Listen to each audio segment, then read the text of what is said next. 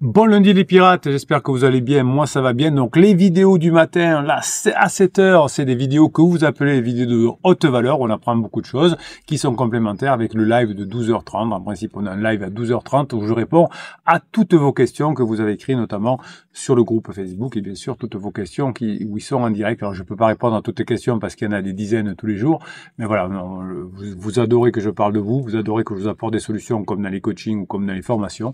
Donc, on bosse là-dessus. Donc, cette semaine, on parle de la formation sur comment éviter les disputes. Aujourd'hui, on va parler finalement de philosophie. Qu'est-ce que dit la philosophie des conflits et des disputes?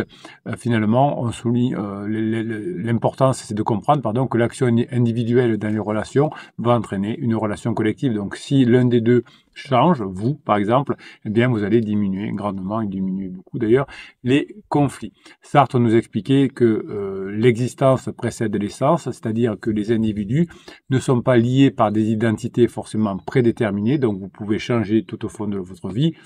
Sartre ne connaissait pas la neuroplasticité, qu'on maîtrise aujourd'hui bien en neurosciences, mais il savait déjà qu'on n'était pas des identités prédéterminées. Au contraire, Sartre disait déjà qu'on a la liberté de créer nos propres récits par des choix et des actions, ce que j'appelle moi la narrative, c'est-à-dire que vous allez pouvoir changer votre narrative. Qu'est-ce que ça veut dire? Eh bien, ça veut dire qu'au départ, des fois en coaching, vous me dites mon ex-femme ou mon ex-mari, etc., ou avant qu'on se sépare, et puis moi je vous change la narrative. Vous êtes un couple de longue durée qui traverse comme tous les couples de longue durée des crises. Et si vous savez gérer, si au moins un des deux, sait gérer la crise, eh bien, ça va bien se passer. Et pour qu'il y ait un des deux qui gère mieux la crise, eh bien, il faut que, effectivement, on diminue les disputes. C'est le but de la formation de la semaine. Vous avez compris. Donc la perspective de l'action de l'un va encourager finalement à faire preuve d'authenticité en favorisant des liens plus profonds, c'est-à-dire que chaque individu va pouvoir, dans la phase 4, exprimer sa propre personnalité plutôt que de se conformer à l'attente de la phase de sécurisation liée, vous l'avez compris et vous vous en souvenez, au travail, à la maison et à l'éducation des enfants, évidemment. Donc la phase 4 dans laquelle vous allez passer grâce au fait que vous serez formé, qu'il y aura beaucoup moins de disputes avec votre conjoint notamment, eh bien va faire que vous aurez une plus grande conscience de vous, au moins vous, si votre conjoint l'a pas, vous, notamment au fur et à mesure des formations et avec les séances de neurohypnose que je vous offre dans chaque formation, vous aurez une maîtrise de vous beaucoup plus facile, beaucoup plus forte. Vous allez vous reconnaître comme architecte de votre propre vie, mais architecte aussi de votre propre couple, et tout ça va améliorer la dynamique relationnelle, et tout ça, évidemment, va conduire à cette interaction plus saine au sein de la phase 4.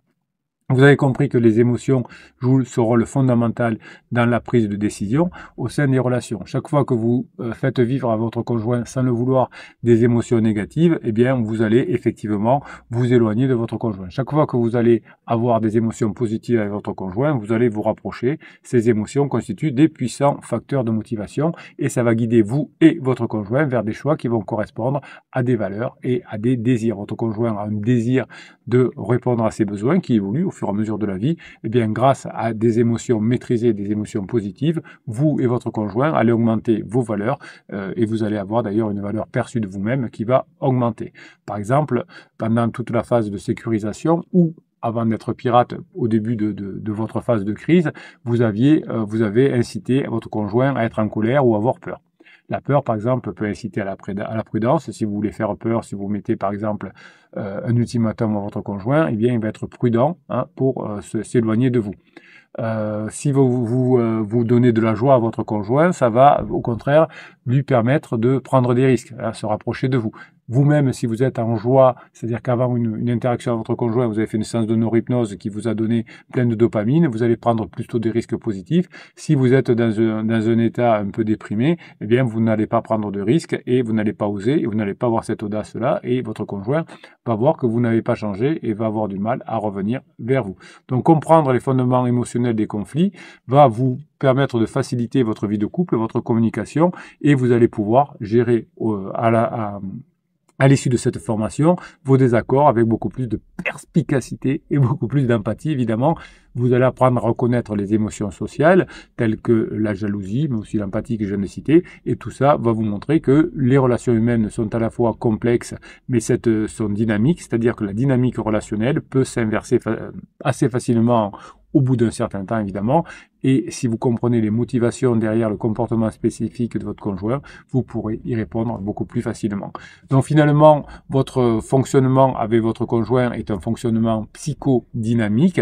C'est comment dirais-je, le rôle des motivations inconscientes et des mécanismes de défense sont bien présents lorsque vous avez une interaction avec votre conjoint. Donc votre conjoint a des mécanismes de défense parce que vous l'avez fait souffrir de son point de vue pendant la phase de sécurisation ou parce que vous avez commis des interdits au début de la phase de critique où votre conjoint a commencé à déréguler, à dire je veux plus de toi, je t'aime plus, etc. Donc là, vous avez commis des interdits et ces interdits ont commis des mécanismes de défense en retour encore plus importants chez votre conjoint, notamment le déni et la projection, qui sont des stratégies psychologiques que votre conjoint utilise pour se protéger des émotions inconfortables. Donc il vous reproche ce qu'il n'aime pas en lui, où il ne voit pas que le problème vient peut-être de lui ou de sa, comment on appelle ça, de sa crise existentielle, mais comme vous avez été infernal ou un peu tiède pendant la phase de sécurisation, que vous avez été maladroit au début de la crise, eh bien votre conjoint vous croit que les problèmes viennent de vous. Par exemple, votre conjoint peut être submergé par l'intimité émotionnelle, avoir peur de cette intimité émotionnelle que vous voulez, puisqu'au début vous allez être insistant, vous allez pleurer, vous allez dire faut qu'on revienne ensemble, etc.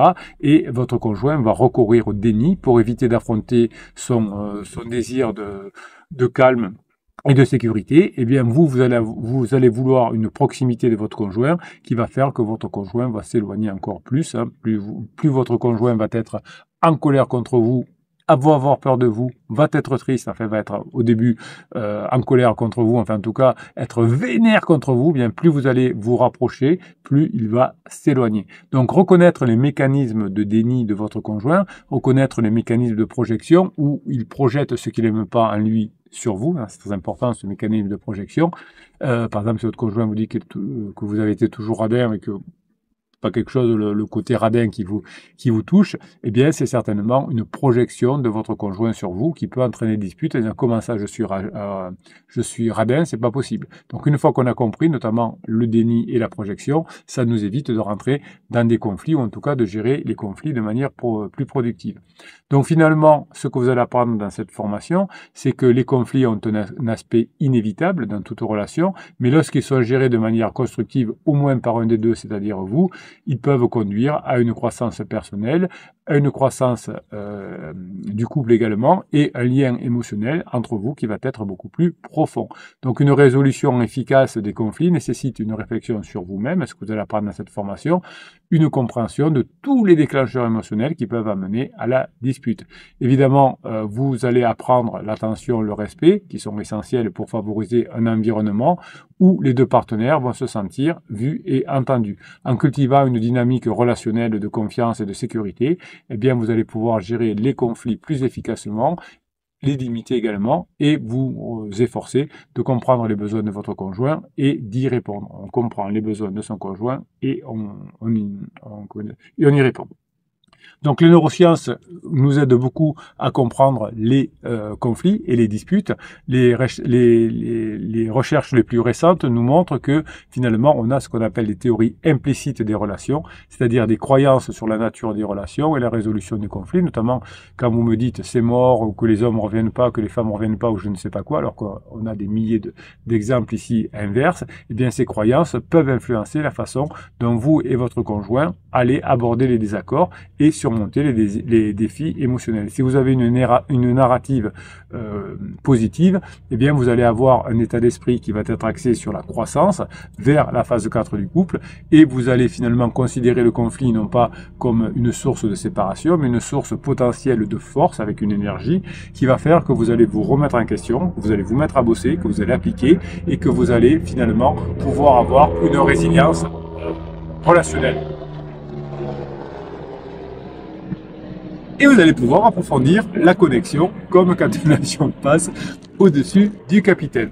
Donc finalement, être philosophe, être mieux armé cérébralement va vous aider dans la compréhension des résolutions des conflits, donc ce que vous allez faire dans cette formation, et notamment à travers les explorations finalement des dilemmes éthiques, hein, je vais vous en parler dans la formation, vous allez apprendre à naviguer dans les complexités. Évidemment, si vous arrivez à favoriser la collaboration entre les parties en conflit, quelle est la partie qui est en conflit avec vous de votre conjoint? C'est pas tout qui est en conflit avec vous, mais il y a des parties de votre conjoint qui sont en conflit avec certaines parties de vous. Eh bien, vous pourrez avoir une interaction beaucoup plus facile, puisque ce que vous allez chercher, c'est d'obtenir un engagement avec des dialogues continus beaucoup plus agréables, ce qui va faire que le conflit, qui sera toujours là de toute façon, restera non plus un mystère à multiples facettes, mais une compréhension qui va nécessiter finalement cette réflexion adaptative et finalement la volonté de réexaminer les points de vue établis va vous permettre de mieux gérer ces conflits. Vous comprenez mieux votre conjoint. Au lieu de faire un déni en disant c'est que la faute de mon conjoint ou de la projection, oui il est comme ça ou il est comme ça, ça vous amènera à rien. Ce qui va vous amener de quelque chose de positif, c'est de vous rapprocher, de regarder votre conjoint différemment et d'appliquer les bons procédés, les bons processus. Donc le rôle de la philosophie dans un processus de conflit est important. Plus vous serez philosophe entre guillemets, vous pourrez avoir des perspectives qui vont vous permettre de vous encourager à remettre en question les hypothèses traditionnelles sur l'action et le comportement. Je dis ce que je veux, il faut être authentique, il faut être brut de décoffrage, il faut pas mentir, etc. Tout ça, ça fonctionne pas. En revanche, il faut avoir des actions positives que vous allez apprendre dans la formation qui vont entraîner un consentement de votre conjoint. Évidemment, l'attention portée aux complexités de l'intimité est importante. C'est pas si simple que ça de comprendre l'intimité de votre conjoint, ça demande de l'éthique. Et si vous êtes sur de l'éthique et sur des vertus, comme la patience, comme la compréhension, comme finalement la générosité, tout ça va vous permettre une croissance d'exploration et ça va résonner avec vous et votre conjoint. Plus vous allez vous concentrer sur des arguments, par exemple, contre la guerre ou contre les mérites du pacifisme ou je ne sais pas quoi, ça va vous donner des réflexions au niveau du préfrontal. Est-ce qu'il faut vraiment aller à la guerre tout le temps dans un couple? Est-ce qu'il faut vraiment avoir raison ou est-ce qu'il vaut mieux une bonne relation sur le bien-être de long terme? Eh bien, vous avez compris qu'il faut une relation de bien-être de long terme. Quand vous avez cet objectif-là, eh bien, vous serez moins dans le conflit et moins dans la dualité. Évidemment, le potentiel de la formation va vous permettre d'éclairer, de transformer les processus de résolution de conflits en quelque chose d'encore plus positif. D'abord, vous résolvez les conflits. D'abord, vous essayez de les éviter. Ensuite, si vous les évitez pas, vous les résolvez et vous les transformez en quelque chose de positif. On passe de l'adversité finalement à la collaboration, évidemment. Et si on passe de l'adversité à la collaboration, on va pouvoir se rapprocher de son conjoint et pas comme peu.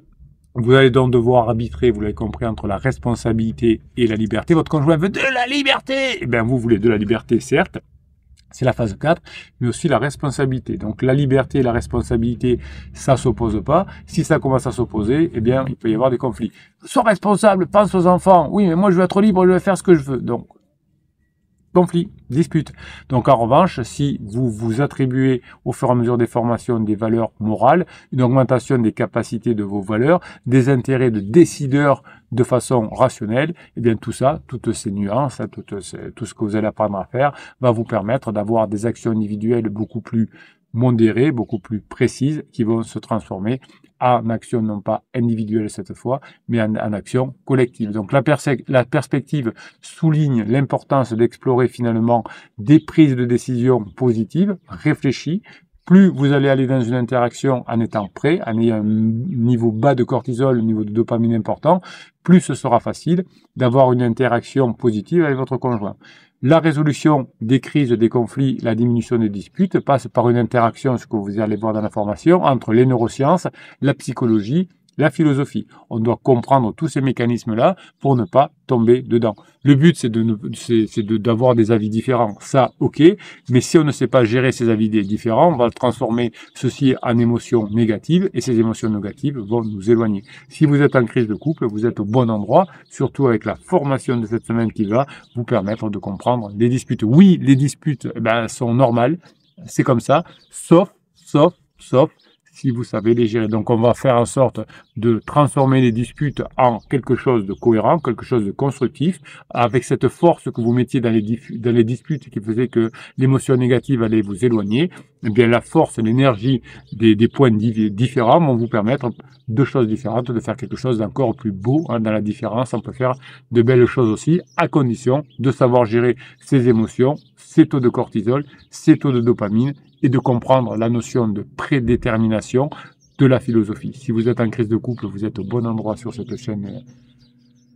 On va se régaler évidemment chaque jour de comprendre les relations humaines. À 12h30, vous avez votre live où je réponds à toutes vos questions. Le matin à 7h, vous avez ces vidéos de haute valeur. Toute la journée, je vous mets des vidéos courtes, des shorts, des textes que vous retrouvez sur notamment Telegram. Pour arriver sur Telegram, sur le canal Facebook des Pirates qui vont vous aider à mettre en place cette formation et les 260 et les autres. Vous avez un seul lien dans le descriptif de cette vidéo, le afficher plus, je vais y arriver. Et vous aurez droit d'ailleurs à une formation gratuite en appuyant sur le seul lien que vous avez sur le descriptif. Vous verrez, vous cliquez sur le lien, tout est expliqué. Vous allez retrouver le groupe des Pirates, vous allez retrouver le catalogue de 270 formations, les 6 coachings. Vous allez être des personnes qui vont être armées pour ne plus faire de bêtises, d'interdits et, si possible, plus de disputes. Merci pour ce que vous êtes, mes pirates.